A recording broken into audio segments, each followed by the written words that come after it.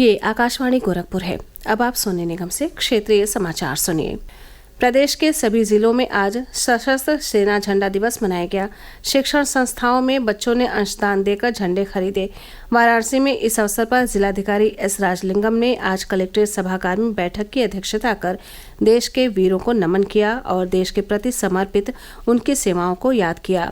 उन्होंने कहा कि देश की सीमा की रक्षा करने से ही हम सब सुरक्षित हैं, इसलिए देश की रक्षा करने वाले वीरों और उनके परिवार की समस्याओं को अपना समझकर सशस्त्र सेना झंडा दिवस पर उनके लिए सहयोग करना हम सबकी जिम्मेदारी है। कुशीनगर जिले में सशस्त्र सेना झंडा दिवस के अवसर पर जिला सैनिक कल्याण एवं पुनर्वास अधिकारी विंग कमांडर आलोक सक्सेना व भूतपूर्व सैनिकों ने जिलाधिकारी उमेश मिश्र, पुलिस अधीक्षक धवल जायसवाल और मुख्य विकास अधिकारी गुंजन द्विवेदी सहित जिला स्तरीय अधिकारियों व विभागाध्यक्षों को झंडा स्टिकर लगाकर सशस्त्र सेना झंडा दिवस मनाया। राष्ट्र की सशस्त्र सेना और नागरिकों के बीच परस्पर आपसी स्नेह और सम्मान की भावना जागृत करते हुए शहीद सैनिकों, उनके परिवार तथा सेवारत सैनिकों के कल्याण के लिए सहयोग प्राप्त करने के लिए सशस्त्र सेना झंडा दिवस का आयोजन किया जाता है। केंद्र सरकार की जन कल्याणकारी योजनाओं का लाभ अंतिम पात्र व्यक्ति तक पहुंचाने के उद्देश्य से प्रदेश के विभिन्न जिलों में विकसित भारत संकल्प यात्रा के तहत विविध आयोजन किए जा रहे हैं।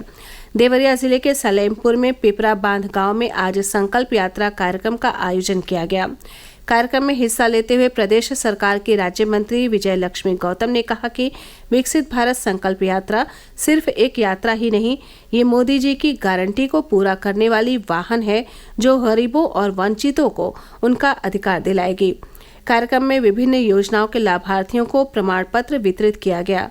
अमरोहा के गंगेश्वरी विकासखंड के दौलतपुर गांव में भारत संकल्प यात्रा के तहत केंद्र सरकार की जन कल्याणकारी योजनाओं के लाभार्थियों से सीधा संवाद किया गया।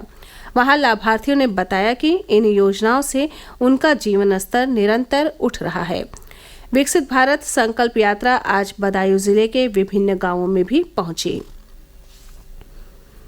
केंद्रीय गृह मंत्रालय ने निवेश और काम आधारित पार्ट टाइम रोजगार देने की धोखाधड़ी में शामिल 100 से अधिक वेबसाइटों को ब्लॉक कर दिया है। विदेश से संचालित ये वेबसाइट धोखाधड़ी के लिए डिजिटल विज्ञापन, चैट मैसेंजर और गैर कानूनी माध्यमों का इस्तेमाल कर रही थी।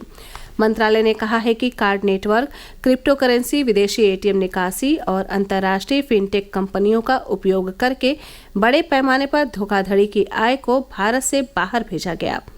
गृह मंत्रालय ने लोगों को सलाह दी है कि वे ऐसे धोखेबाजों के फोन नंबर और सोशल मीडिया हैंडल की जानकारी तुरंत राष्ट्रीय साइबर अपराध रिपोर्टिंग पोर्टल पर साझा करें। केंद्र सरकार ने कहा कि one nation one ration card सभी 36 राज्यों और केंद्र शासित प्रदेशों में लागू हो गया है। उपभोक्ता मामले, खाद्य और सार्वजनिक वितरण मंत्री पीयूष गोयल ने लोकसभा में कहा कि अब तक इस योजना के अंतर्गत लगभग 124 करोड़ लेन देन हुए हैं। उन्होंने कहा कि वर्तमान में 100% राशन कार्ड डिजिटल हो गए हैं। 99% से अधिक राशन कार्डों को आधार से लिंक कर दिया गया है। हज 2024 के लिए ऑनलाइन आवेदन शुरू हो गया है। आवेदन की ये प्रक्रिया 20 दिसंबर तक चलेगी। फतेहपुर के जिला अल्पसंख्यक कल्याण अधिकारी ने ये जानकारी देते हुए बताया कि ऑनलाइन आवेदन फॉर्म हज कमेटी ऑफ इंडिया मुंबई की वेबसाइट और मोबाइल ऐप हज के जरिए भरा जा सकेगा।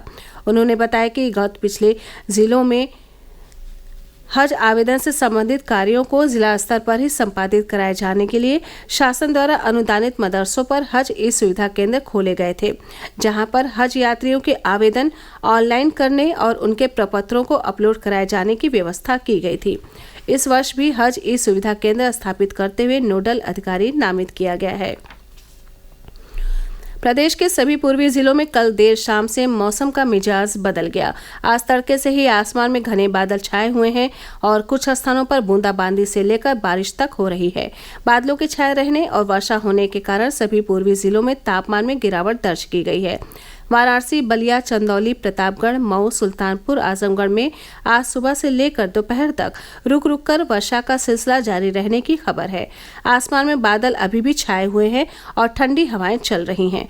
मौसम विभाग के अनुसार अगले 48 घंटे तक आसमान में बादल छाए रहने और पूर्वी उत्तर प्रदेश के कुछ स्थानों पर बूंदाबांदी से लेकर हल्की वर्षा होने का पूर्वानुमान है। इस मौसम के चलते ठंड बढ़ने के भी आसार हैं। इसी के साथ ये समाचार बुलेटिन समाप्त हुआ। नमस्कार।